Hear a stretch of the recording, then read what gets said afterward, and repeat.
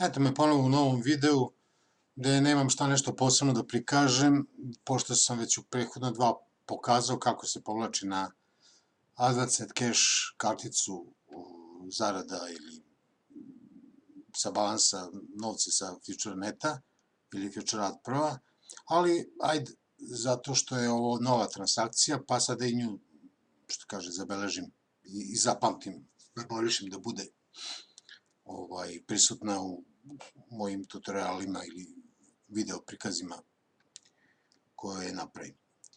Ovaj put mi se sad skupilo $266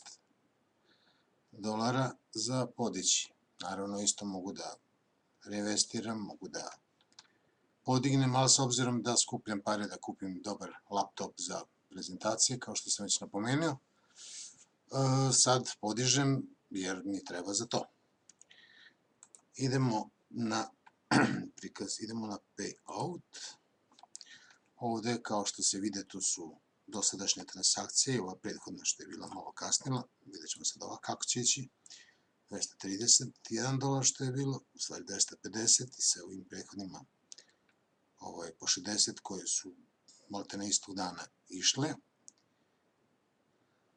Tako da, evo, ovom prilikom ćemo prikazati kako ćemo, znači, podići 265. Ovaj put ćemo, ček samo, payout, imamo 266,52, a podići ću 265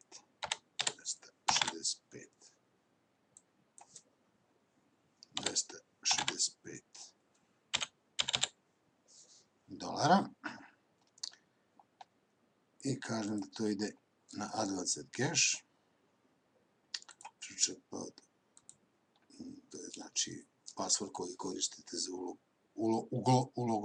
ulogovavanje na FutureAd Pro, logiranje ili kako bi rekli. Odredimo zemlju,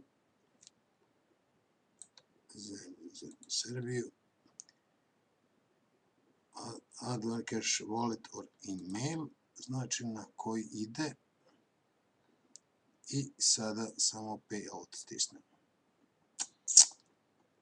Sad se razmišljam samo da li da wallet or email, da li da direktno dam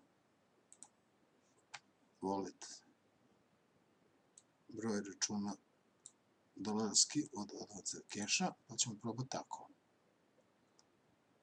Probat ćemo tako, ali to nisam još radio.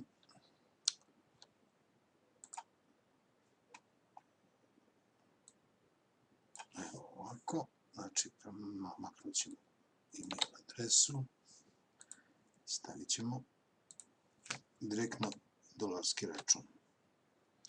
Samo još jednom da proverim.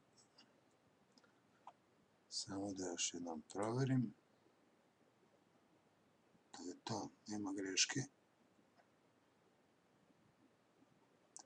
Znači na to da ide. I kad je to sve spremno, samo kliknemo na payout. Evo ga. Šta kaže? Kaže kao i u prethodnim povlačenjima da treba da potvrdim iz e-maila svoga povlačenje, naravno sigurica da ne može neko drugi da vam čačka. Evo, da li želite $265 da podignete, da ili ne, kažete naravno da, yes, i to je sada u procesu. Evo, tu kaže dole, evo tu dole kaže na waiting. Aj sad, pitanje je sad da li će do sutra, sutra je petak, za vikend nema isplate, znači ili će sutra isplatiti ili početkom sledeće nedelje. Vidjet ćemo. Hvala na pažnji, vidimo se u nekom drugom videu.